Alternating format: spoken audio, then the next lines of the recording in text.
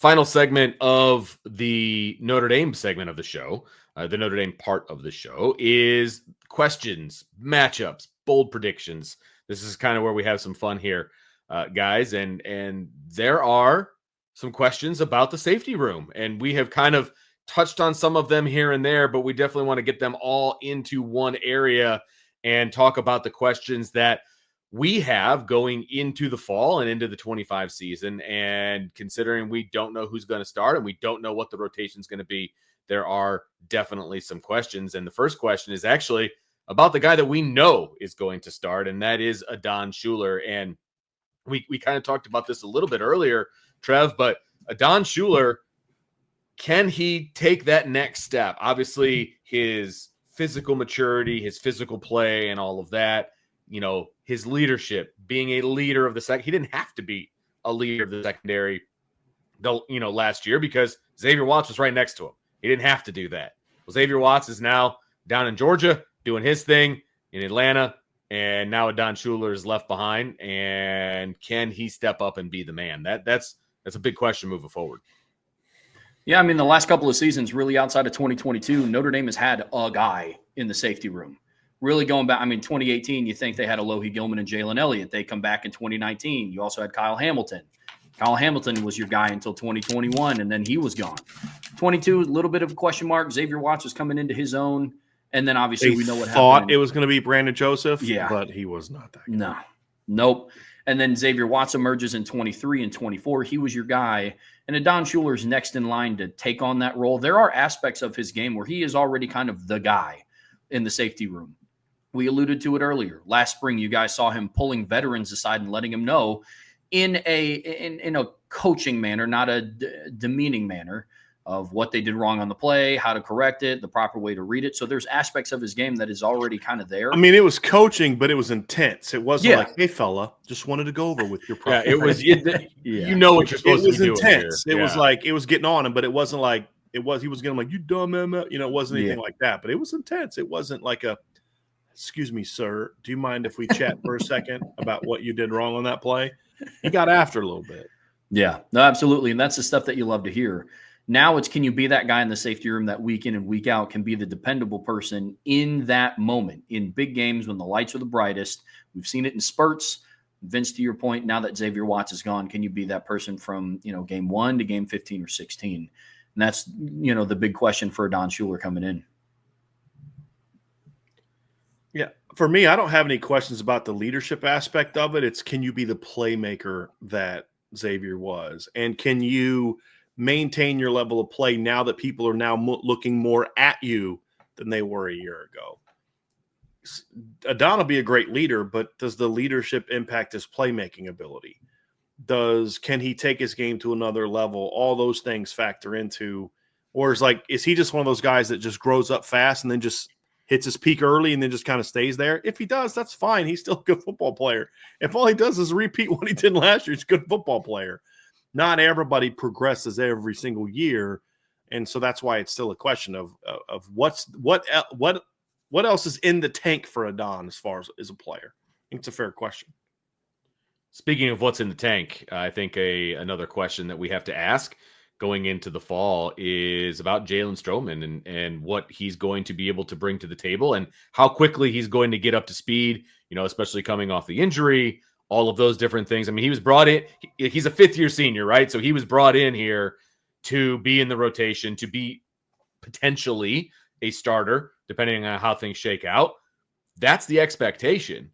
How quickly is he going to be able to get up to speed and all of those things, Bryan? I think that is a big question, and we haven't seen him in a Notre Dame uniform yet. So what's that going to look like?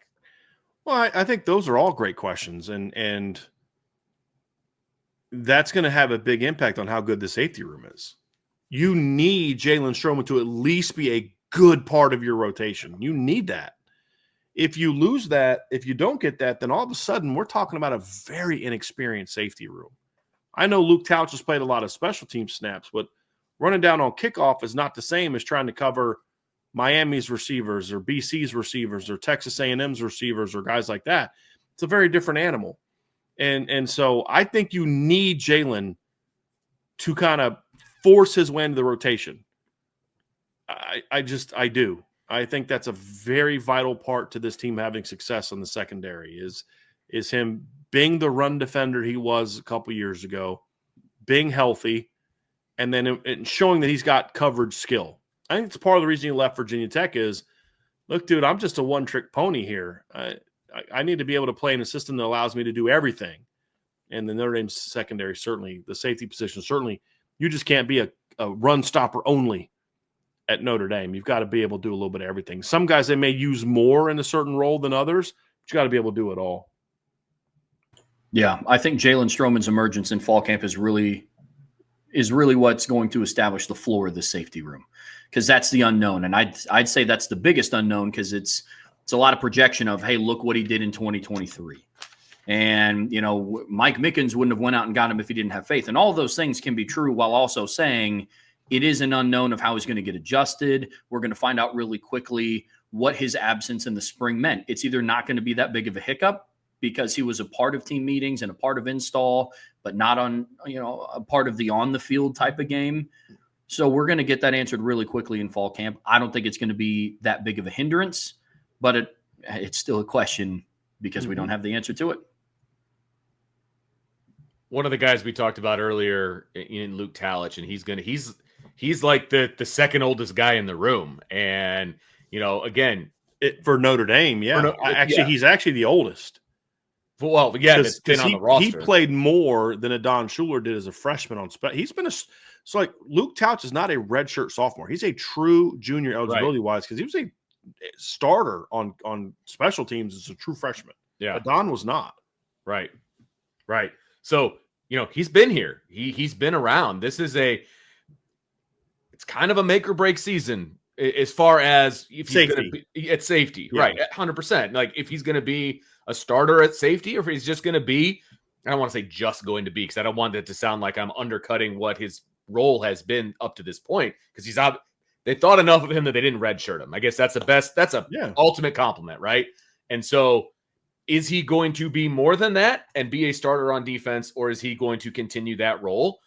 That's a big question, and this is the fall camp where we're going to find that out for Luke, because this time next year, all those other guys we talked about are going to have another year under their belt, and be ready to roll. Well, I think you made a great point, Vince. We're just talking safety here, right? Luke Talich is going to be a 4-year starter on special teams for Notre Dame, right? If Luke Talich is your fifth safety and doesn't play a lot of safety this year, he's still going to have a shot to be a captain next year, because of like Bo Bauer was in his last year. Great point. Great example. But can he make an impact at safety? That's the question. And it's not that there's no question that Luke Talich has the ability to play at safety for Notre Dame, but so does Jaylen Strowman, so does Bronte Johnson, so does Jadon Blair, so did Kennedy Urlacher. Not everybody can play. You can't play 5-6 guys every game. It's just too much.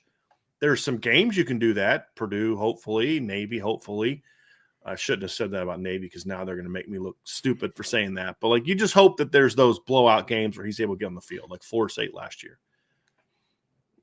But I do think that, to your point, though, if he can't beat out Bronte Johnson and Jadon Blair now, what's to make us believe he's going to somehow do it next year when they get more experience? So barring injury to one of them.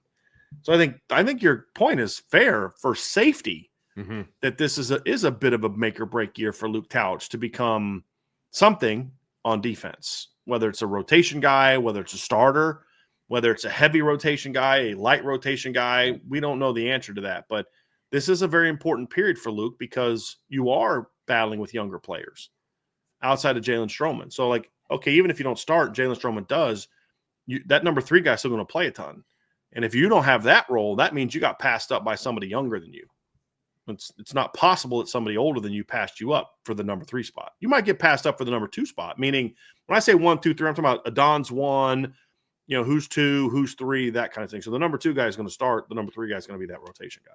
Right. That's the question mark for Luke Talich.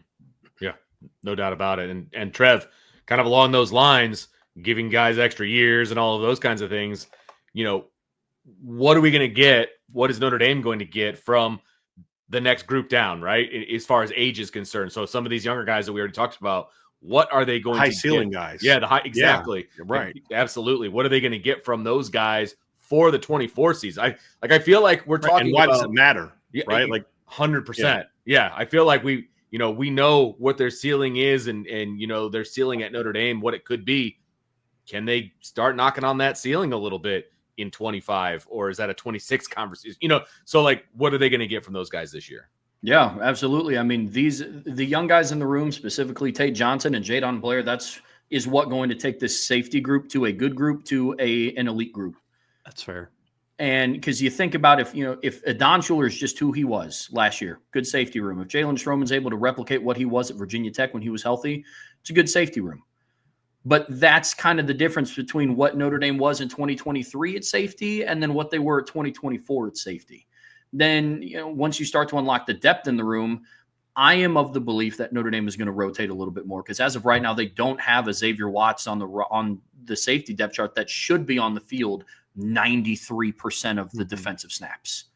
One, based on Adon Shuler's style of play, based on Jaylen Strowman's style of play, I don't know from a health perspective I would want them filling the alley and laying these, intense hits down in the box 93% of the times of snaps on defense. You're just naturally going to need more rotation because of the playing style of these guys. But this room can't be what it is if your two highest ceiling players, arguably in the room, don't take that next step, and it begins in fall camp. These are the two guys that impact the ceiling the most. I think Jaylen Strowman's going to impact the floor the most, and where this room is going to be at a bare minimum standpoint. But I think that Tate Johnson and Jadon Blair is what's really going to take this group from a top 10 to 12 safety room to like that top 5 to 7 safety room at the end of the season.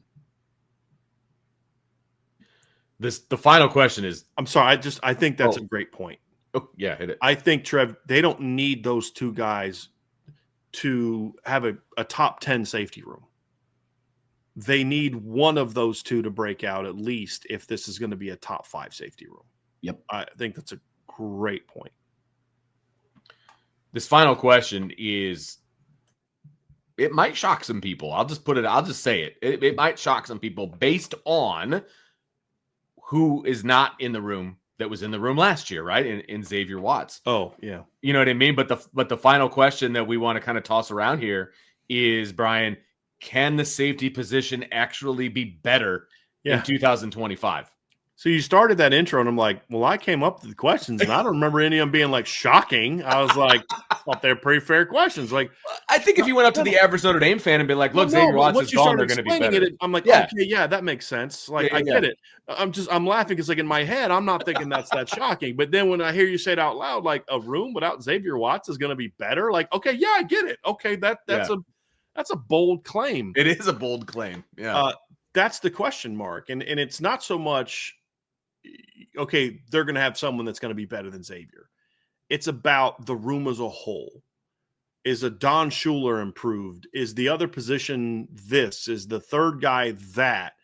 And it's more so about the overall level of play from the room as opposed to one individually great player and a second pretty good player. It's also just about overall the type of production. Can it be a better run defending unit? That's a big part of this too, is this defense has to get better against the run. Well, with Jaylen Strowman and with Luke Talich joining Adon Shuler, that's actually something that I think should happen because of what their strengths are. But can you do that without sacrificing a lot in the pass game? That's where you then have the counter argument of, well, I don't know if that makes them better against the run, but is the improvement in the run game diminished by you're even worse by a greater margin in the pass game? I think that's what makes this a question mark, because there's one of 3 ways this can go, and I'm going to be Captain Obvious for a second, Vince. 1 is they're not as good as they were last year. 2 is they're as good as they were last year, just looks different. Or 3, they're better. I think the most likely option is they're not as good or they're better. I don't know that as good is going to be the same because of the different type of skill set that we're seeing in the room this year. I just that's where I'm like, I don't know that it's going to be stagnant. It's either going to regress, or as a whole, the room is better.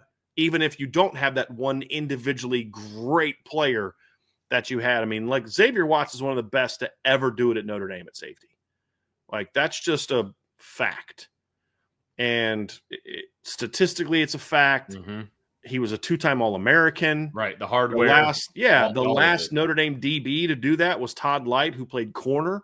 They've never had a safety that's been a 2-time All-American. Like when you're doing things like that at Notre Dame, that's impressive.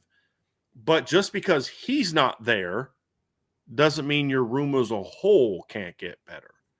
And that's where I think sometimes we can say, okay, well, yeah, you lost that 1-star player, but the group got better. The unit got better. I mean, the Notre Dame offensive line was better in 2024 than it was in 2023, in my opinion. So they got better after Joe Alt left. Did they get better because Joe Alt left? No. The unit as a whole was better. And then you say, well, like, imagine if this guy came back. Yeah, we can have that conversation, but it's more so about just the entirety of the team. Can they be more impactful in all areas? Those are all things that you ask and say, and there's a chance for it to get there. It's more likely as of today that there's some regression based on the lack of experience. But the talent plus the depth makes it to where there's a potential for it to be better.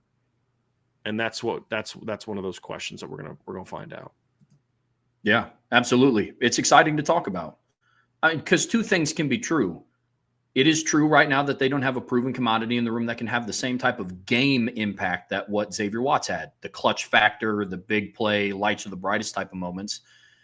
But it's also fair to say that there's players in the room physically that can do things that Xavier Watts never could because he wasn't 6'5", 200 pounds.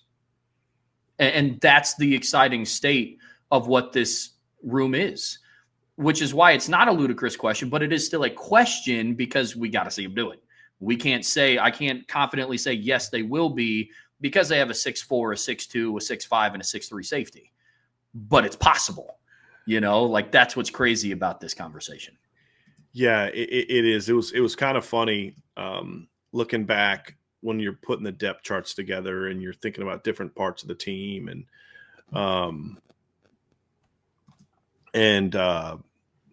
you start like, man, this doesn't look like your typical safety room.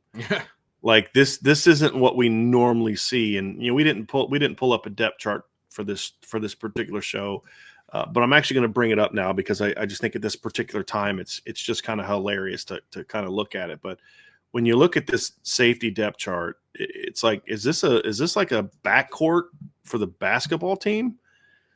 Like seriously, the Notre Dame safeties are taller than Notre Dame's backcourt on their Division I basketball team. Yep. And I'm not saying that as an insult to the basketball team because Notre Dame has one of the best returning guards in all of college basketball next year. But look at that. I mean, 6'1", 6 foot, 6'2", 6'5", 6 foot, 6'3", 6'4", 6 foot, 6'1". Not a single 5 on there, except for the 5 at the end of Jadon Blair being 6'5". Yeah, and I can promise you that the guard you were referring to, his height starts with a 5. I don't care what it says. Oh, 100%. I don't care what it says on Notre Dame's roster. Right. It says he's 6 foot tall. So, I mean, you're talking about Jaylen Strowman, who's a good-sized kid coming to Notre Dame, and he's not even in your top 4 of height. Yeah, at safety. Like that's impressive. That's impressive. And Tay Johnson looks a little bit more than just 6 foot flat. He looks closer to like 6'2.5". So there's definitely some height there. And of course, we've all stood next to Jadon. So, and Ethan Long is tall. Luke Talich is tall. And Ethan Long at 6'3" normally is one of your tallest players. He's 3rd right now. And like that, just the length of that unit is really impressive. It really is. It's an athletic group. And there's guys that are not going to play this year that in 2 years ago would have like been no-brainer rotation guys, if not starters, which is kind of crazy to think about. It's a whole new world, Brian. It's a whole new world at the safety position. Welcome to the Marcus Freeman, Mike Mickens era. Yeah, seriously. Yep. Yeah, you're not kidding. So one of the things that we like to do when talking about a position group is talk about kind of some intriguing matchups that are upcoming on the schedule. And I'll throw it to Trevor first. And Trevor, you get the layups. You get to talk about the obvious ones that are going to be good matchups. Yeah, exactly. Just hold it. Just, the obvious two matchups at the beginning of the season. So I'll just toss it to you, my friend. The two matchups to talk about. Yeah, I mean, one opening game down in Miami, you have Carson Beck, who we've seen back-to-back years at Georgia be willing to push the ball down the field vertically. And like we talked about earlier in the show, the safeties are the last line of defense. And so that's going to be a big test week one on the road. More so a big test also in terms of experience. Yes, you have Jaylen Strowman, who played in the ACC, and Adon Shuler played on the biggest possible stage that you can play on in college football last season. But we also believe that they're going to use a safety rotation. Jadon Blair has yet to step foot on a collegiate football field in a game. You know, Luke Talich's biggest on-the-field performance in big games has been on special teams. Still in the moment, but it's not as magnified as what it is. Yeah, like his pick six against Florida State did not come with the same pressure as him running down on punt return and drilling somebody. I mean, it just didn't. It was completely different. It's 45-3.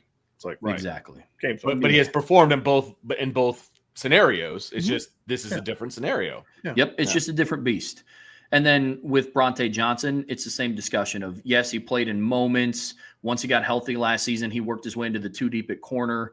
But being on the field on a third down in South Beach under the lights in Hard Rock Stadium is a little bit different of an animal than, hey, if Leonard Moore goes down, I'm your guy.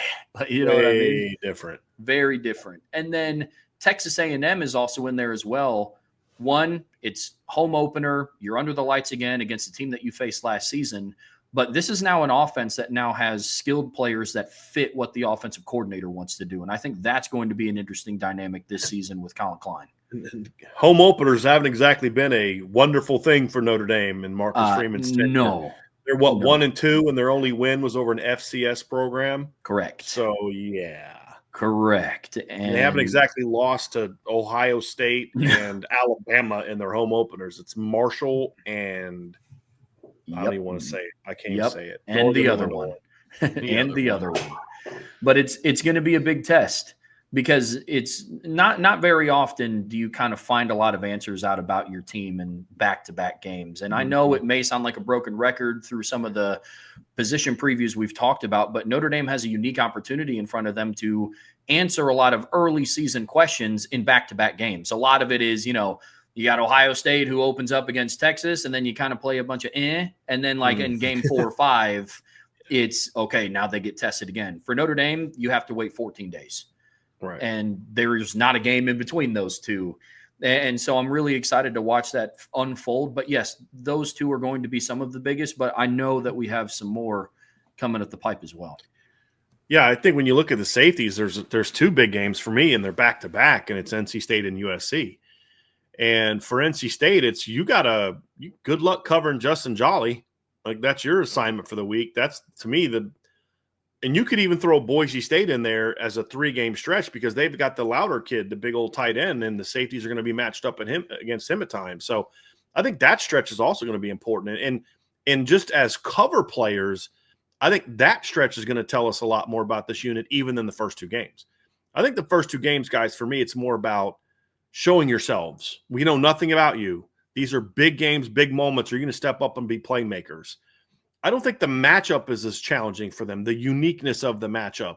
Like A&M might have been a tougher matchup for the safeties last year from a tight end standpoint. Now, I think the slot receivers are going to be more dangerous and the receivers are going to be more dangerous. But as far as like the tight end matchup, but you get into that Boise State to USC stretch, and there's not only slot receivers and receivers you've got to handle, but those are some pretty darn good tight ends you got to handle. You got to cover.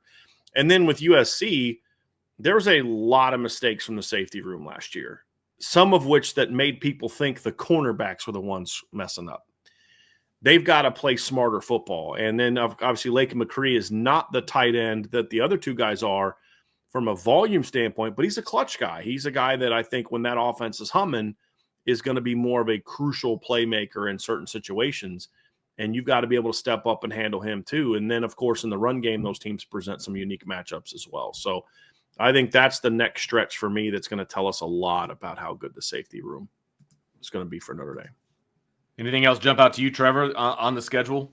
The only other one for me is Pitt because of what they like to do with their running backs in the pass game. I think that's going to be another interesting dynamic for Notre Dame's safety room. You got a skill set of guys that can come down fly downhill and fill the alley. You know, I've talked a lot about Eli Holstein. Pitt's season kind of rests on his shoulders from a health perspective, and if he can build on what he did last year.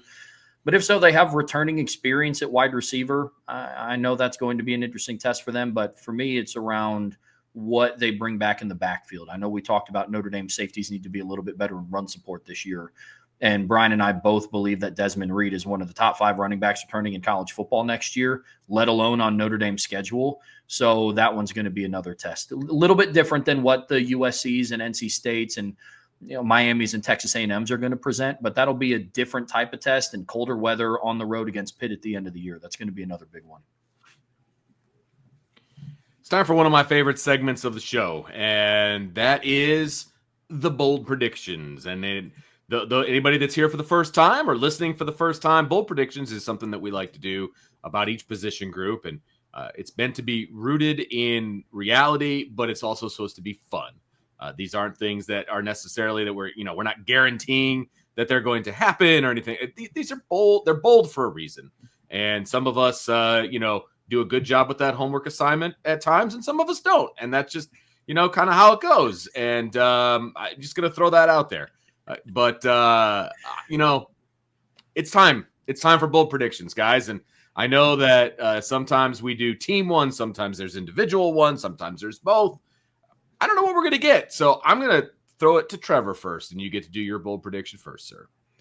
Yeah, my player prediction, I think that Bronte Johnson's going to lead the safety room in interceptions this year. Nice. I think that there have been some scenarios. He's generating a little bit more buzz now, but I think he's kind of suffering from the middle child syndrome a little bit when it comes to the safety discussion. Great. Never thought of that. That's really good. Yeah. I mean, a lot of the attention, rightfully so, goes to Adon Shuler, Jaylen Strowman, the vet that comes in. Luke Talich has been around the program for a while. And then the youngest child, Jadon Blair, the exciting 6'5" guy. But Tay Johnson's emergence in the spring, showing how much of a well-rounded guy that he is, I think that's going to present the coaching staff with a lot of different opinions on how to use him. And I think he's going to become an interception merchant on third down. I really do, for how athletic he is. He's a very rangy guy. Would it surprise me at all if Jadon Blair or one of the other guys inserts himself into that discussion? Absolutely not. But for my bold prediction individually, I think that Bronte Johnson's going to lead the safety room in interceptions this year. Nice. Do you have a team one? Or are you going only? I don't. It's tough because where I ran into an issue with the team one is because the rotation is such out in the open. I bounce back and forth with some, but I could never land on just one. I love it. I'm going to go next because mine is more of a team one than it is an individual one. And I was going to tell you to go next anyway because I don't want to hear you crying. I know. I took your bold prediction like you did last week. That's what I was going to do. That's why I went. That's why I was going to go next. But he set me up perfectly because I was going back and forth on some individual ones, and it's like, well, I don't know who's all going to play, and so making a bold prediction, I mean, it would be very bold, especially if the guy doesn't play, whoever that may be. You know what I mean? So I was kind of going back and forth on some individual ones, so I kind of went with a team one. And what I think is there is not going to be a set starter across from Adon Shuler, and I think that's a good thing. I'm saying that the competition is going to be so good that all of these guys are going to get on the field and play a significant amount of time, and you might see a different starter depending on who they're going up against and thing. I think it might be more, strategic decision making as to who starts from one game to the next, depending on the offense that they're going up against. And again, I think that's a good thing. That's not well, crap, who are we going to start this week? I think it's hey, you know what? His skill, these guys have all been balling, and his skill set is the best. And so we're going to put him in against this team or vice versa, and you get a nice rotation going there. I think, Trev, to your point, Vince, to your point too, I think that also is something that bears discussion as far as what can make this unit better than it was last year's, because you do have some different types of players, and we didn't really spend any time talking about that specifically. Like, we talked about the different types of players, but the point that if you're playing a run-heavy team, you've got looks that you can go with to give you run-dominant players. If you're playing a team that wants to spread it out, maybe put you in some more pass game looks, you have some guys that you can put in and match up a little bit better in those situations, whether it's 2 safety looks or 3 safety looks. And that's a great situation to be in if you're Notre Dame, as far as talent wise. Now those guys got to step up and prove it. But 100%. Yeah, that's great. It's great. I was not going to steal your one this week, though. I didn't think you would. I just have player predictions for this unit, and that is Notre Dame will have a regular All-American and a freshman All-American at the safety position this year. Something we have not seen, I don't believe. I don't know that I've ever seen that in my lifetime, because I don't think Kyle Hamilton was a freshman All-American. He might have been, but I don't remember if he was. And neither one of the two veterans earned All-American honors that year as well. There's a better chance that Kyle ended up being a freshman All-American, I just forgot, than the other two. But I think Adon Shuler will end up being an All-American this season. I think he's going to take his game to another level. I think he's going to be a big-time clutch playmaker. I think Notre Dame is starting to get a reputation where people have their eyes on the safeties at Notre Dame more. I'm shocked he's not getting more preseason recognition, to be honest with you, especially when Phil Steele has like 9 All-American teams, like it seems like. He's like, what, first, second, third, fourth, fifth? It's a little nuts. You're telling me he's not even in the top 10 of your safeties? So I'm a little surprised by that, but as soon as he starts making plays in the first 2 games, people are going to look at that and say, okay, that guy's legit. That's their next great safety. But I also feel that either Jadon Blair or Bronte Johnson will also earn freshman All-American honors, because Bronte Johnson on the All-American team still qualifies as a freshman. My prediction today is that it's Jadon Blair, but I think one of those two has that breakout season as a freshman or redshirt freshman. Now, again, I don't like having non-true freshmen as All-American caliber players, but that's the rules with some of those lists. So I'm going to go with Jadon Blair being my prediction, but it won't shock me if it's Bronte Johnson, to Trev's point. And if Trevor's right, then my prediction, if Trevor's bold prediction is right, then mine will, at least from the freshman standpoint. But right now I'm going with Jadon Blair. Heck, it could end up being both, you know, but depending on how it shakes down, for sure. Kyle Hamilton was a freshman All-American. I did look that up. And then his junior year, he was an actual I knew he was an actual All-American in 2021, which I still believe to be ridiculous that he earned All-American honors that year. He played half a year. It's 7 games. Yeah. Like, it's good for Notre Dame, but it's like the dude played 7 games. Right. So it tells you how much people pay attention. And it's but also tells you how bad it was at, like, big-time safeties in 2021 as well. Fair enough. Yeah, fair enough. And that's not me hating on Kyle Hamilton. I was a huge Kyle Hamilton. Oh, supporter. Absolutely. It's just if it was somebody else's team, I'd be like, that's ridiculous that Caleb Downs was the first team All-American and he only played 7 games. Right. See the best safety in the country? Yeah, but you can't be an All-American when you miss half the season. Right. So it's, especially when it's the second half. It'd be one thing if like he missed the first 5-6 games, came back and dominated and led Notre Dame to the playoff or something like that. He didn't do that. Right. So that was a frustrating. That was like, come on, let's be honest. Right. If it happened to anyone other than Notre Dame player, we'd all be like, that's bull crap that a guy that played 6 or 7 games was an All-American. Come on. That's facts. And I think he was a consensus or All-American as well. Yeah. It wasn't like he made one team. No, it's consensus. It's like, what? Yep. What were the other safeties in college football that year? Like, seriously.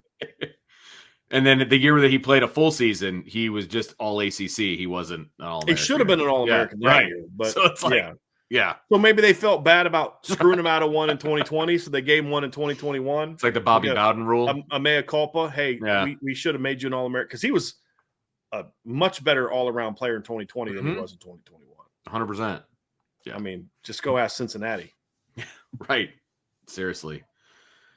All right, fellas. Well, that's going to do it for our safety preview for Notre Dame going into 2025. Don't go anywhere, though. We still have more show to go. But in the meantime, make sure you hit that like button, that subscribe button, that notification bell, share with your family and friends, and, of course, jump on the premium message boards at boards.irishbreakdown.com. I said it earlier in the show. There's a great breakdown of Sullivan Absher, some video breakdown. You want to check that out, but only if you're a member. And that's the only place you're going to find it. So you definitely want to head over there. If you want to watch a little film in July, I mean, what really, folks? What else? There's a lot more coming. I gave Trev my breakdown. I'm 8 games into a 16-game breakdown. I'm doing everything over again.